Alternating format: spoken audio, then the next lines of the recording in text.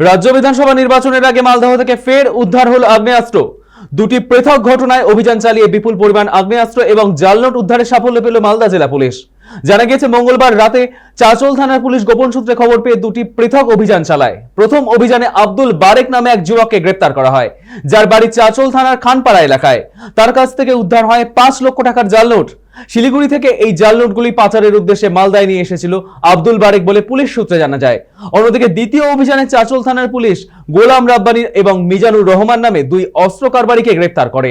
তাদের বাড়ি হরিশ্চন্দ্রপুর থানা এলাকায়। তাদের হেফাজত থেকে উদ্ধার হয় 4টি আগ্নেয়াস্ত্র এবং 5 রাউন্ড কার্তুজ।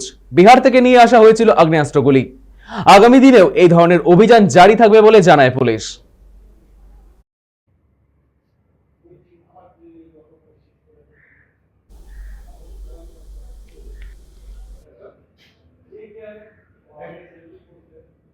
থানায় দুটো স্পেসিফিক ইনফরমেশন পায়।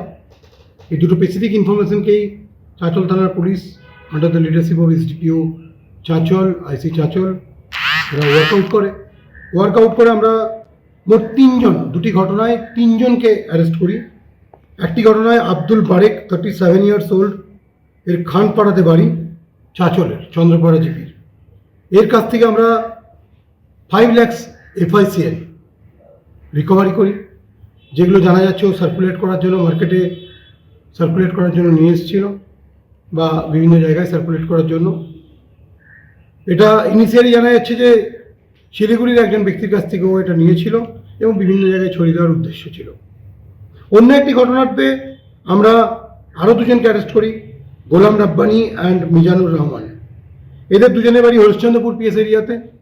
এদের 2 জনের পজিশন থেকে আমরা 4টা ফায়ার আর্মস, 1 সেটার 4টা ফায়ার আর্মস এবং 5 রাউন্ড অ্যামুনেশন, যেগুলো রিকভারি করি। এই দুটো ইনসিডেন্টে আমরা টোটাল 5 লাখ FICL এবং 4টা firearms, 5 round ammunition seizure করি।